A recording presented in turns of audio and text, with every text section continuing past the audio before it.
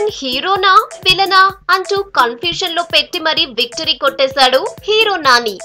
Latest గా cinema చూపిస్తా మామ మూవీ డైరెక్టర్ త్రినాథ్ డైరెక్షన్ లో కొత్త సినిమాను చేయబోతున్నాడు. ఈ మూవీలో విలన్ కు కూడా చాలా ఇంపార్టెన్స్ ఉంటుందట. దీనికి తన ఫ్రెండ్ ను సెలెక్ట్ చేసుకున్నాడట.